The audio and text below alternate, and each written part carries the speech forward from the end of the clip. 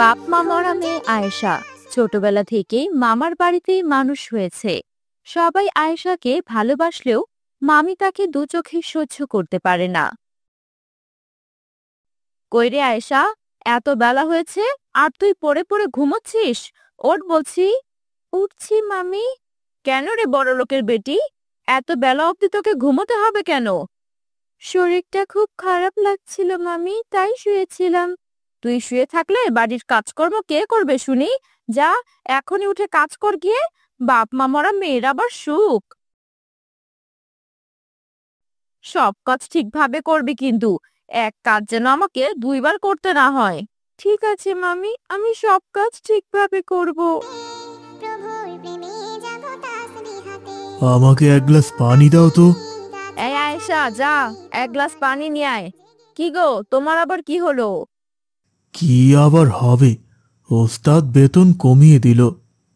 বেতন কমে গেল মানে? এমনিতেই তো কম বেতন দেয়। ব্যবসা মন্দ চলছে, তাই আমাদের বেতনও কমে গেল। এখন কিভাবে যে সংসারটা চালাবো। মামা, এই যে পানি। দে মা। মামা, আমার মাথায় একটা বুদ্ধি এসেছে, শুনোই না আমার বুদ্ধিটা। আচ্ছা বল দেখি, কি বলতে চাচ্ছিস? শীতকাল তো এসে গেছে, আমরা যদি শীতের পিঠা বেচি তাহলে তো আমরা টাকা রোজগার করতে পারবো। আরে হ্যাঁ, বুদ্ধিটা বেশ দারুণ। কিন্তু শীতের পিঠা বেচবে কি? আমাকে তো কাজে যেতেই হবে। কে আবার বেচবে? তোমার ভাগ্নি বেচবে। বুদ্ধিটা যেহেতু ওর, তাহলে ওই কাজ করুক। কিন্তু ও তো ছোট মানুষ, ও কি পারবে? কিরে, পারবি? ইনশাআল্লাহ মামা, আমি তো কোনো খারাপ কাজ করছি না, হালাল ভাবে রোজগার করব, এতে আবার না পারার কি আছে? যাক, মাশাআল্লাহ। তাহলে কাল সকাল সকাল সব প্রস্তুত করে বেরিয়ে পড়িস। ঠিক আছে মামা। পরের দিন আয়েশা সবকিছু তৈরি করে পিঠা বেচতে বেরিয়ে পড়ে। এই আয়েশা, তুই এখানে দোকান দিয়েছিস কেন? কেন, আমি এখানে দোকান দিতে পারবো না? সবাই তো পিঠা বিক্রি করছে, আমি করলে কি ক্ষতি হবে? তুই এখানে পিঠা বিক্রি করতে পারবি না। এমনিতেই কত লোক এখানে পিঠা বেচে, তার জন্য আমাদের রোজগার কমে যাচ্ছে, এখন আবার তুই বেচবি? তাহলে আমি কোথায় পিঠা বিক্রি করব? তুই অন্য গ্রামে গিয়ে বেচবি। জায়গার কি অভাব আছে নাকি? যা এখান থেকে, যা অন্য গ্রামে গিয়ে পিঠা বিক্রি কর, যা। আয়েশা তখন ঠিক করে সে অন্য গ্রামে গিয়ে পিঠা বেচবে, তাই সে পিঠা মাথায় করে অন্য গ্রামে যেতে থাকে। পিঠা নেবে গো পিঠা, গরম গরম পিঠা, নরম নরম পিঠা, পিঠা নেবে গো পিঠা। এই মেয়ে, দাঁড়াও, আমি কিছু পিঠা নেব।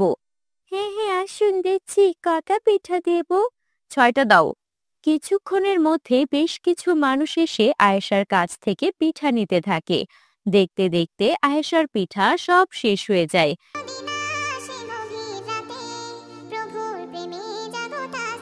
বাড়ি ফিরে আসে আয়েশা। মামি, আজ সব পিঠা বিক্রি হয়ে গেছে। তা বেশ বেশ, দেখি ক টাকা হলো, আমাকে দে।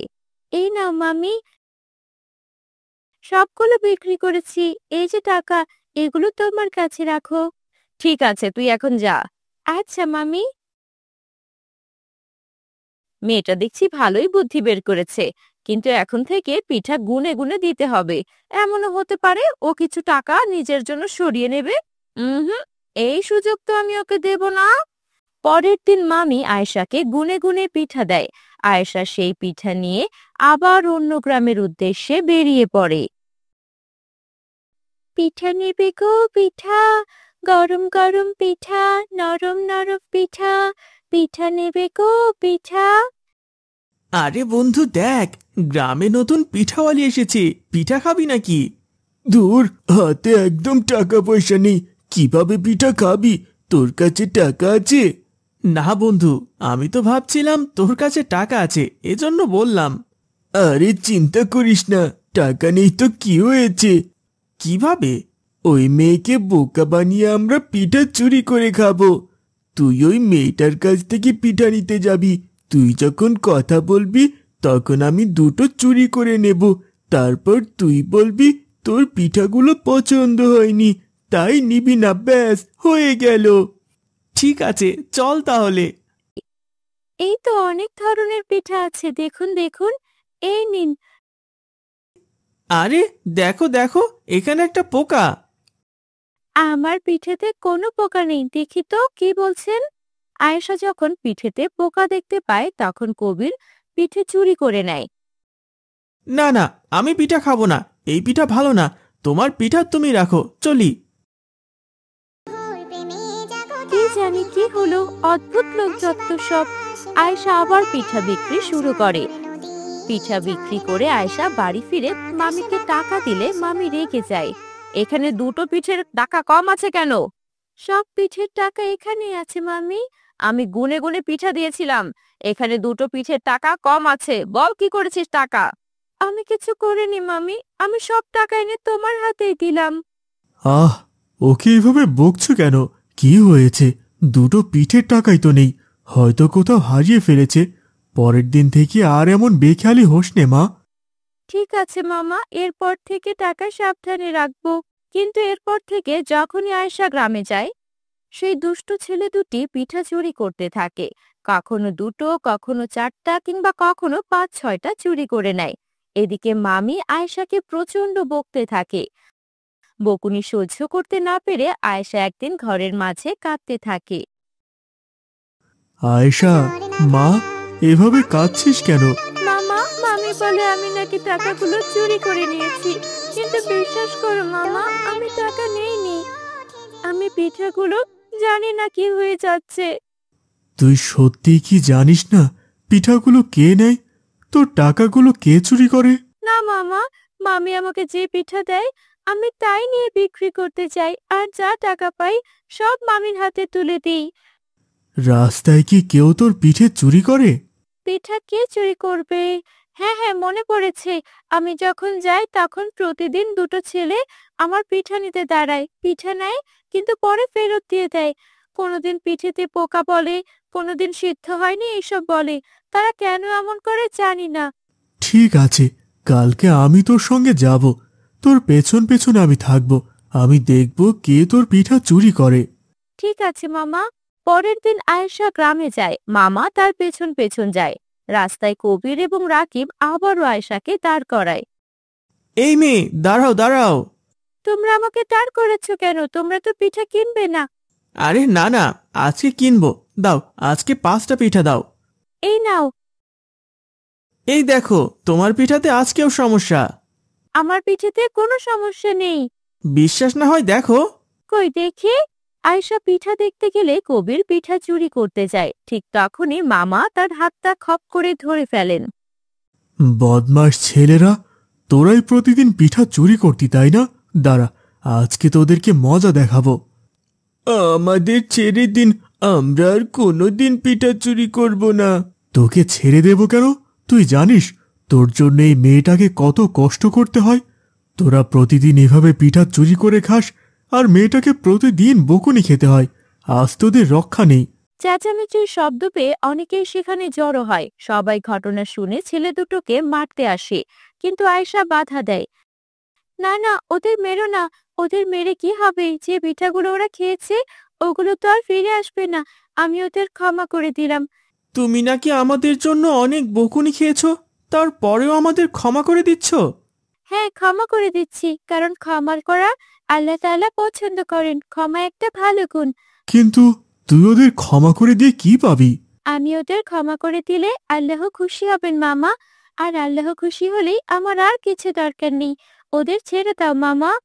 আমরা আর চুরি করব না। মজা করে চুরি করতে গিয়ে আমাদের মানহানি হলো, আমাদের বাবা মায়ের মান সম্মান নষ্ট হলো। হ্যাঁ হ্যাঁ, আমরা আর চুরি করব না। যে পিঠেগুলো আমরা খেয়েছি তার টাকা আমরা তোমাকে দিয়ে দেব, আমাদের ক্ষমা করে দিও। তোমরা নিজেদের ভুল বুঝতে পেরেছো, এটাই অনেক। আমার আর কিচ্ছু চাই না। চলো মামা, এই পিঠাগুলো বেঁচে আসি। প্রিয় দিনী ভাই ও বোনেরা, কেমন লাগলো আজকের এই গল্পটা? ভালো লাগলে অবশ্যই কমেন্টে জানাবে। এবং তোমাদের জন্য একটি কুইজ আছে। যারা কুইজের সঠিক উত্তর দিতে পারবে তাদের নাম পরবর্তী ভিডিওতে অ্যানাউন্স করা হবে। এর আগের ভিডিওতে কুইজের সঠিক উত্তর দিয়েছে তাবাসসুম পারভিন, রিঙ্কি খাতুন, আহনাফ, সোহাগ, মেহজাবিন, ফয়সাল, ফাহাদ ইসলাম, মোসাম্মদ জান্নাত, মোহাম্মদ শাহিদুল ইসলাম, সুমাইয়া, মার্জিয়া সিদ্দিকা, ফারিস্তা রহমান। আজকের কুইজ হলো সর্বশেষ আসমানি কিতাব কোনটি? সঠিক উত্তরটি এবং তোমাদের নাম কমেন্টে জানিয়ে দিও। দেখা হবে নতুন কোনো দিনই গল্পে। আল্লাহ হাফেজ। খাবার টেবিলে খাবার বেড়ে মা আমেনা বেগম তার ছেলে আব্দুল্লাহ ও মেয়ে আয়েশার জন্য অপেক্ষা করছে। তোমার হয়েছে? খাবার যে ঠান্ডা হয়ে গেল। একটু তাড়াতাড়ি এসো বাবারা, তোমাদের আবার মাদ্রাসায় যেতে দেরি হয়ে যাবে না হয়। এই তো আম্মি চান, আমাদের হয়ে গেছে। আপনিও আমাদের সাথে বসে খাবার খেয়ে নিন। হ্যাঁ মা, খাবো। আগে তোমাদেরকে খাবার দিয়ে নেই। আজ কি কি রান্না হয়েছে আম্মি জান? আমি বলেছিলাম না কয়েকটা আইটেম একসাথে করবেন? হ্যাঁ বাবা, তাই করেছি। নাও খাওয়া শুরু করো। এই বলে সবাই খাওয়া শুরু করলো, কিন্তু আব্দুল্লাহ একটু খেয়ে আর খেলো না। আমি আর খাবো না আম্মি জান। আয়েশা তাড়াতাড়ি করো, আমাদের যেতে হবে। সে কি আব্দুল্লাহ, তুমি তো খেলেই না, সব খাবার তো অপচয় করলে। আমি আর খেতে পারছি না, খেতে না পারলে কি করে খাবো? আব্দুল্লাহ, তুমি এভাবে খাবার অপচয় করো, এটা মোটেও ভালো না বাবা। আমার খিদে নেই আম্মি জান, না খিদে থাকলে খাবো কি করে? তুমি তো বলেছিলে বেশ কিছু আইটেম যেন একেবারেই রান্না করি, আমি তো তাই করলাম।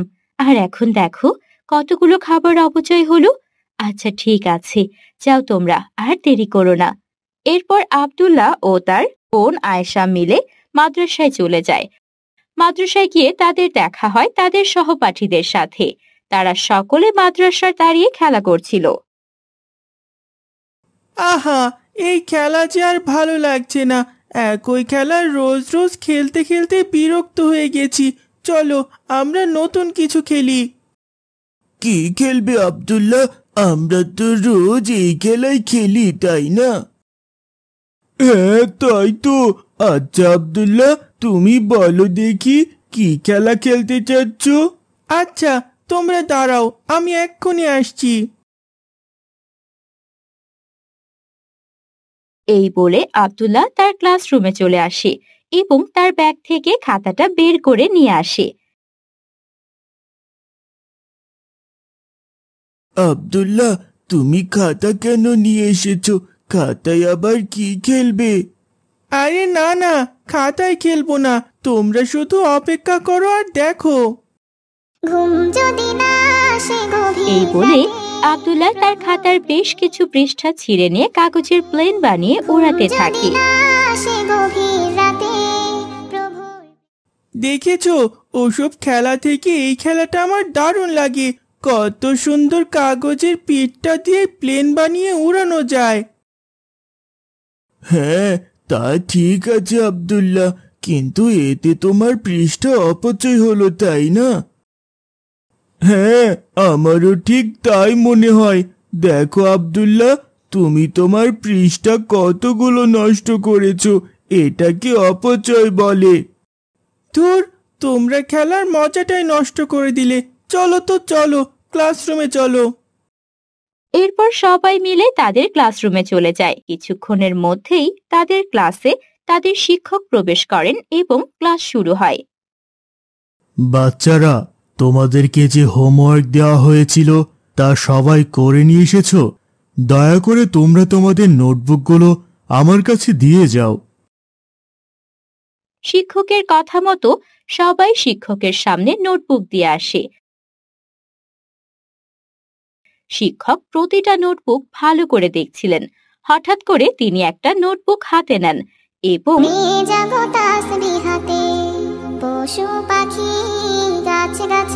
আব্দুল্লাহ, এইটা তোমার নোটবুক, তাই না? জি টিচার, এটা আমার নোটবুক। আমার কোথাও কোনো ভুল হয়েছে? না না আব্দুল্লাহ, তোমার হোমওয়ার্কে কোনো ভুল হয়নি। তবে তুমি তোমার নোটবুকের অনেক পৃষ্ঠা অপচয় করেছো। দেখো, তুমি প্রতিটা লেখা কতটা গ্যাপ করে লিখেছ।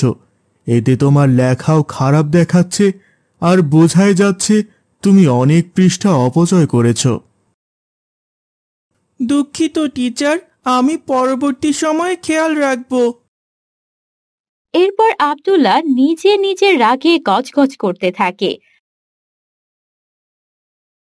মাদ্রাসার ক্লাস শেষ করে আয়েশা ও আব্দুল্লাহ একসঙ্গে বাড়িতে যাচ্ছিল। সব সময় সবাই বলে আমি নাকি খালি অপচয় করি। এগুলো শুনতে শুনতে আমার খুব রাগ হচ্ছে। কেন সবাইটা এমন কেন বলবে? তুমি কি করেছিলে শুনি?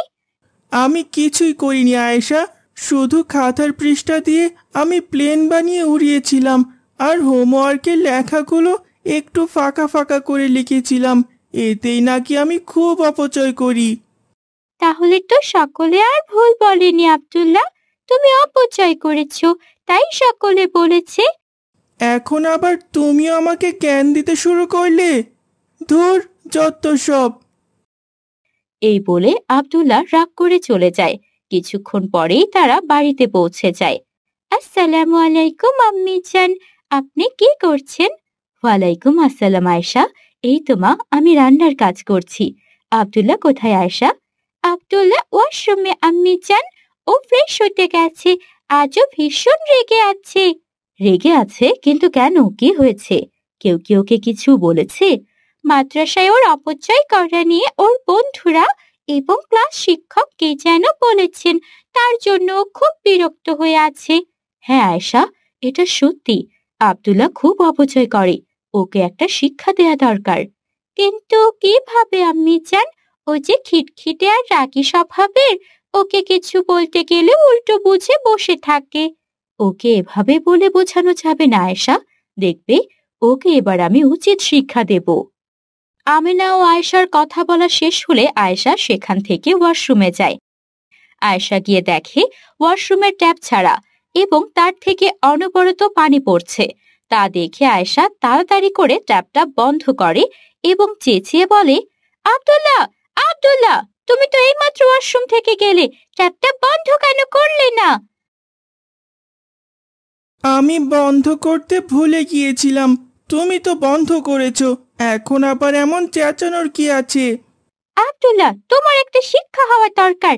তুমি কিন্তু অতিরিক্ত অপচয় করো, আর তুমি জানো অপচয়কারী শয়তানের বন্ধু হয়। আল্লাহ তাআলা কখনো অপচয়কারীকে পছন্দ করেন না। আমায় জ্ঞান দিতে এসো না আয়েশা, আমি তোমার থেকে ভালো জানি। আম্মি জান, আমার প্রচন্ড খিদে পেয়েছে, আমাকে খেতে দিন। হ্যাঁ বাবা, এক্ষুনি দিচ্ছি। এসো, খাবার টেবিলে বসো, আমি খাবার বাড়ছি। এরপর আব্দুল্লাহ ও আয়েশা খাবার টেবিলে গিয়ে বসে এবং আমিনা বেগম তাদেরকে খাবার খেতে দেয়। খাবার দেখে আব্দুল্লাহ অনেকটা অবাক হয়ে যায় আর বলে, এ কি আম্মা জান, এখানে তো শুধু সাদা ভাত রয়েছে, আমি খাবো কি দিয়ে? কেন আব্দুল্লাহ, তুমি সাদা ভাতই খাবে? তোমার আবার কিছু প্রয়োজন হয়?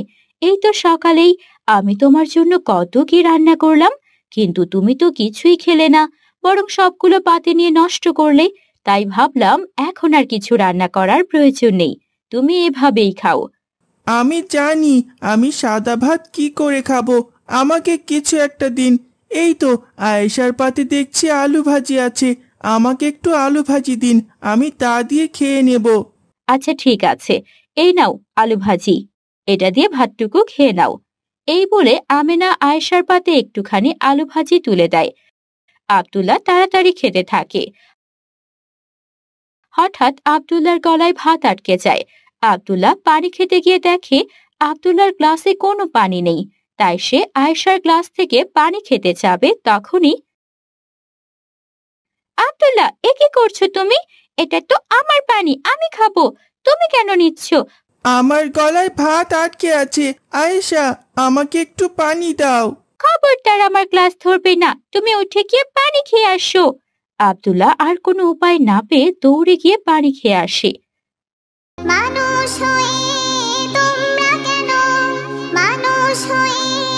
আম্মি জান, আপনি আমাকে পানি কেন দেননি? এক্ষুনি আমার গলায় ভাত আটকে গিয়েছিল। পানি দিয়ে কি করবে? পানি কি আর প্রয়োজনীয় জিনিস? কি বলছেন? এক্ষুনি আমার গলায় ভাত আটকে গিয়েছিল, আর পানি পান না করার কারণে আমার কতটা অস্বস্তি হচ্ছিল জানেন? তাহলে তুমি বলতে চাচ্ছ তা আমাদের প্রয়োজনীয়? হ্যাঁ, অবশ্যই পানি আমাদের প্রয়োজনীয়, এতে বলার কি আছে? তাহলে তুমি পানি অপচয় কেন করছিলে? তোমার কি তখন মনে হয়নি পানি আমাদের প্রয়োজনীয়? মানে, আমি তো কিছুই বুঝে উঠতে পারছি না।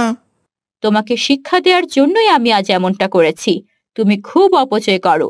খাবার খাওয়ার সময়ও তুমি খাবার অপচয় করো, পানি অপচয় করো, এবং যে কোনো জিনিসই তুমি খুব বেশি অপচয় করো। আর তাই আজ তোমাকে আমি শুধু সাদা ভাত খেতে দিয়েছি আর খালি গ্লাস দিয়েছি। আমি দুঃখিত আম্মিজান, আমি আমার ভুল বুঝতে পেরেছি। আমি আর কখনোই কোনো কিছু অপচয় করব না, আমাকে ক্ষমা করবেন। তুমি তোমার ভুল বুঝতে পেরেছো, এটাই অনেক। দাঁড়াও, আমি তোমার জন্য তরকারি নিয়ে আসছি। আব্দুল্লাহ তার ভুল বুঝতে পারে এবং পরবর্তী সময় থেকে আব্দুল্লাহ আর কখনোই কোনো কিছু অপচয় করে না।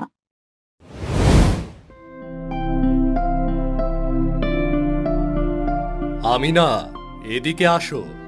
আমি তোমার সঙ্গে কারো পরিচয় করিয়ে দেব। কি হলো বাবা? কি হয়েছে? আরে, উনি কে? ইনি সুমাইয়া। ইনি এখন থেকে তোমার নতুন মা। মা? নতুন মা? কিসের নতুন মা? আমার মা তো একজনই ছিল।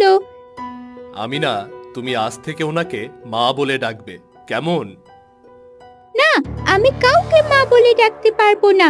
এই মহিলাকে আমি মা হিসেবে মানি না। উনি কে? হঠাৎ এসে আমার মায়ের জায়গা নিতে চাইছেন? আমি তোমার মায়ের জায়গা নিতে আসিনি।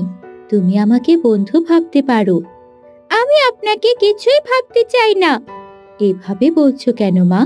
আমি তো তোমার ক্ষতি চাই না, আমি তো তোমার ভালো চাই। আর যারা ভালো চায় তারাই তো বন্ধু। আপনি আমার ভালো চান না, আপনি আমাদের পরিবার ভেঙে দিতে এসেছেন। আমিনা, এটা কি ধরনের কথা? উনি তোমার বড়, ভদ্রভাবে কথা বলো। না, আমি ভদ্রভাবে কথা বলতে পারবো না। আমি কখনোই এই মহিলাকে মা হিসেবে মেনে নেব না। বাদ দিন, ওকে একটু সময় দিন।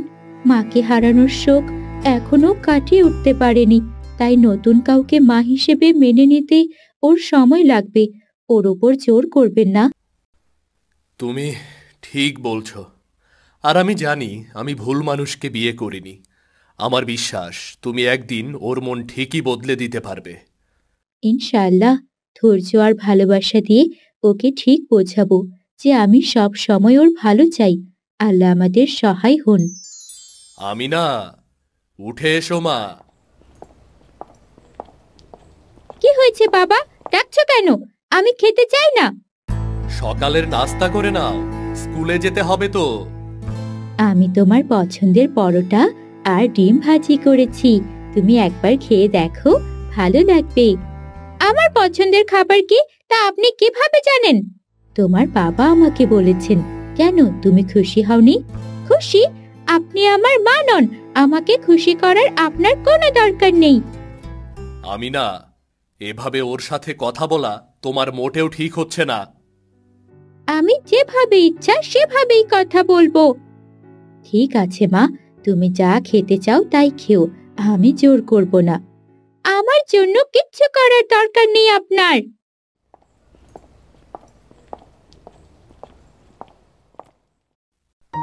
আমি বুঝতে পারছি না তুমি কিভাবে ওর মন জয় করবে। মেয়েটা এত জেদি। ওকে একটু সময় দিন, আমি জানি ও একদিন ঠিক বুঝবে। ছোটদের মন ধৈর্য আর ভালোবাসা দিয়ে জয় করতে হয়। তুমি সত্যিই একজন অসাধারণ মানুষ সুমাইয়া। আল্লাহ তোমার ধৈর্যকে সফল করবেন, দেখো। আর শোনো, আমি কাজের জন্য আজকে বাইরে যাব। আসতে কিছুদিন দেরি হবে, বুঝলে? ঠিক আছে, কাজ শেষ করে সাবধানে আসবেন। আল্লাহ আপনার সফর নিরাপদ করুন।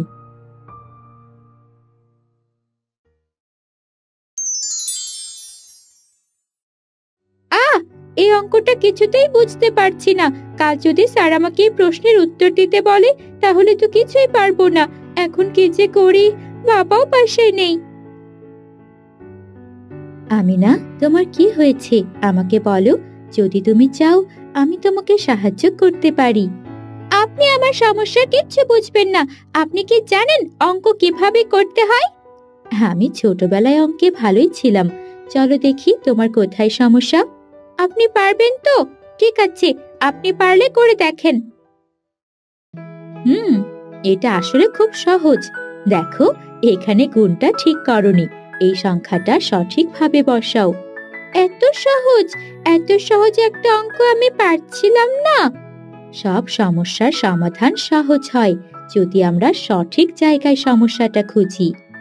উনি এত ভালোভাবে বুঝিয়ে দিলেন।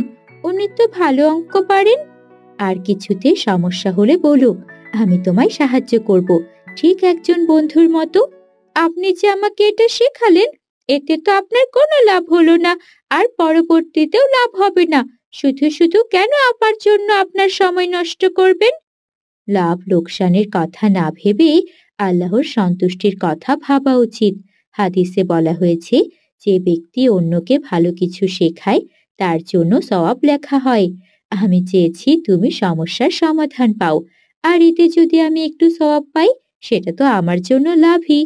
উনি এত ভালো কথা জানেন, আমি তো এসব জানতামই না। তুমি কি এখন বিকেলের নাস্তা করবে? আমি তোমার জন্য নাস্তা আনবো। না না, আপনাকে এত কষ্ট করতে হবে না, আমি গিয়ে খেয়ে নেব, আপনি যান। ঠিক আছে, তুমি মন দিয়ে পড়াশোনা করো।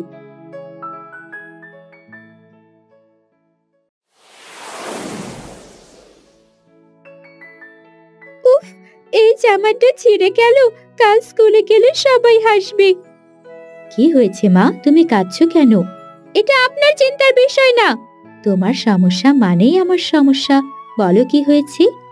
আমার জামাটা ছিঁড়ে গেছে, কাল স্কুলে কিভাবে যাব? সবাই হাসবে আমায় দেখি। বাবাও তো বাসায় নেই যে নতুন জামা এনে দেবে। চিন্তা করো না, আমি কিছু একটা ব্যবস্থা করব। আপনি ব্যবস্থা করবেন? আপনি কিভাবে আমাকে সাহায্য করবেন? আল্লাহর উপর ভরসা করলে সব ঠিক হয়ে যায়। তুমি জামাটা আমাকে দিয়ে দাও, কাল আমি ঠিক করে দেব।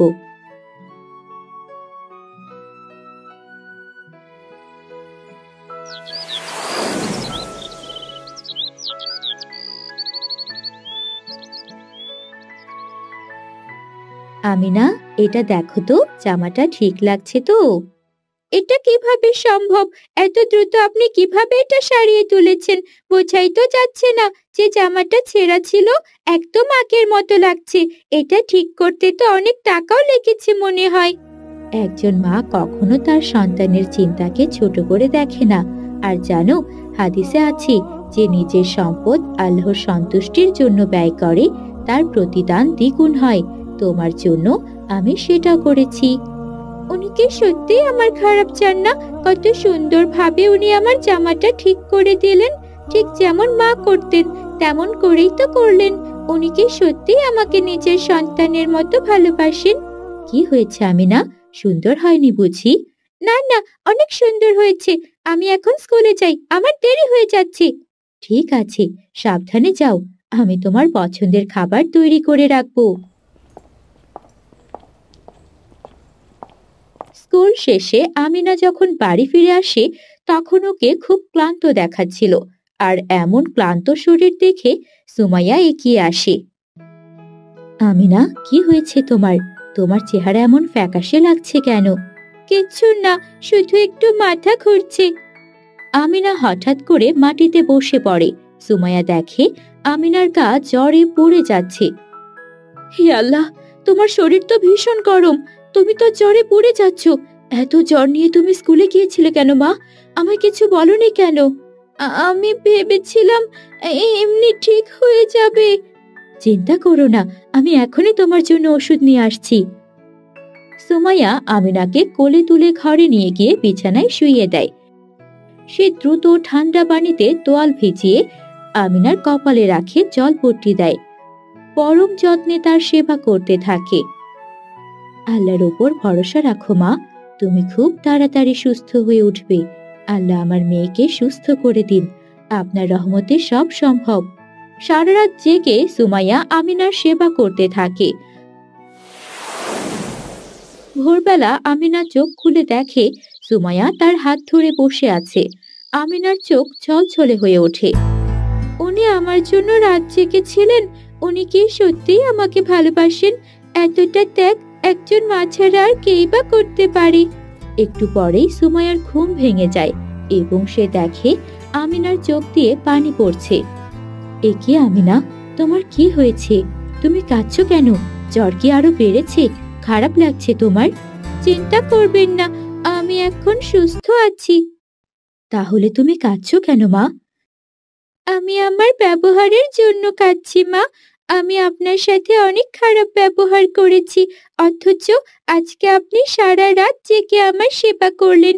বাবা বাড়িতে নেই, আপনি চাইলেই আমাকে এখানেই ফেলে রাখতে পারতেন, কিন্তু আপনি তা করেননি। আমি ভেবেছিলাম সকল সৎ মা এক হয়, কিন্তু আপনি আমার সেই ভুল ধারণা ভেঙে দিয়েছেন। আপনি আমাকে সত্যি অনেক ভালোবাসেন এবং আমার ভালো চান। আপনি আমাকে ক্ষমা করে দিন। আমি আপনার সাথে অনেক খারাপ ব্যবহার করেছি মা। মায়ের কাছে মেয়ের আবার কিসের ক্ষমা? মা সব সময় নিজের সন্তানদের ক্ষমা করে দেন। আর তুমি তো আমার সন্তান, আমার লক্ষ্মী সোনা মেয়ে। এখন তাড়াতাড়ি সুস্থ হয়ে যাও, আমরা একসাথে অনেক মজা করব। ইনশাআল্লাহ, আল্লাহ আমাকে দ্রুত সুস্থ করে দিন। আমি আমার নতুন মায়ের সাথে অনেক মজা করতে চাই। ইনশাআল্লাহ।